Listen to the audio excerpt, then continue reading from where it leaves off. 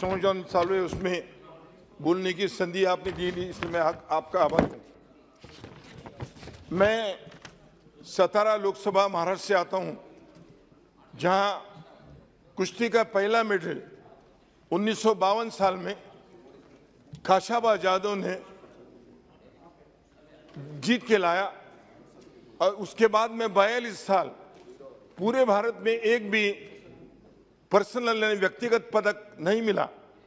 लेकिन उनके नाम से अगर कुश्ती के खेलों में भारत में किसी पुरुष या महिला कोई मेडल जीत कर आती है तो उनके नाम से खाशाबा जादव पुरस्कार अगर दिया जाए तो देहात से आया हुआ एक बच्चा, काश्तकार का बच्चा, जिसने अपने कमाई पे, अपने मेहनत पे 2 आने, 4 आने, 8 आने की वर्गणी करके जिसको लंदन भेजा था लेकिन मिला नहीं 1948 में, 1952 में फिर से वो गए और कांस्य पदक जीत के आए।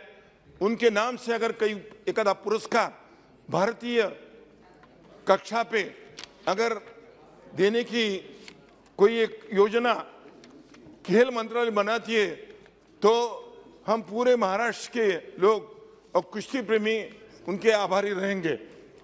मैडम, रात का मैराथन अभी परसों पूना में हुआ।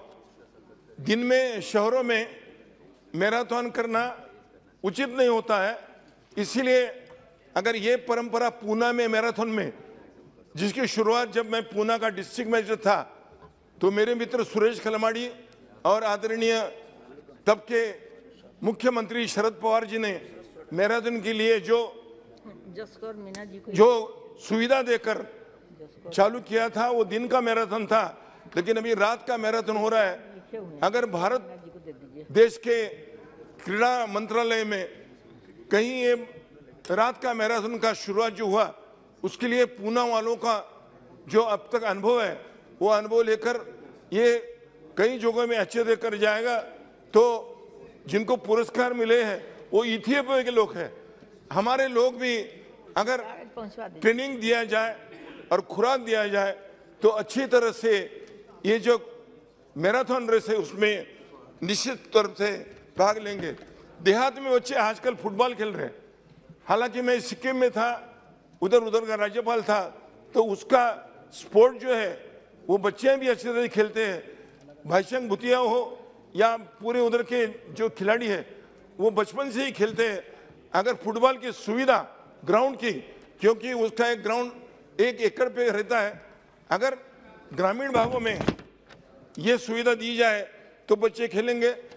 आज का धनुर्धारी आर्चरी का बड़ा प्रैक्टिस हमारे देहातों में चला है। बच्चों को पहले से आता है, राम लक्ष्मण हो या अर्जुन हो, उनकी आर्चरी से लोगों में एक आकर्षण पैदा हुआ है, लेकिन आर्चरी को उतना ध्यान दिया नहीं जा रहा। इसीलिए अगर छोटे छोटे गांवों में जहां कोच मिलते हैं उनको सेंटर निकालेंगे तो अच्छा रहेगा। मलखाम जो विशेषता है महाराष्ट्र की, चाहे वो लकड़ी का मलखाम हो या दोरी का मलखाम हो, अगर आप प्रावधान करके उनके लिए अगर कोई शिष्यवृत्ति दे और जो बच्चे और बच्चियां अच्छी तरह से खेल रहे उनको तरफ ध्यान दे तो ये मलखाम भी बढ़ जाएगा।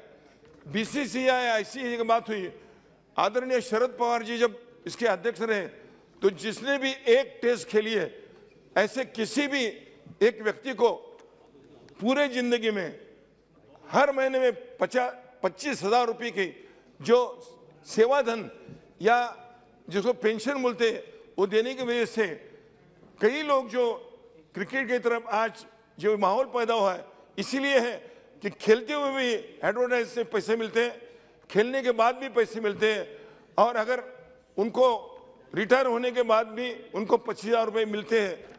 पूना में जो शिव छत्रपति क्रीड़ा नगरी बनाई है, जब मैं पूना का डिस्ट्रिक्ट मैजिस्ट्रेट था तो 300 एकड़ जमीन आदरणीय पवार साहब ने बुलाकर पैदा की।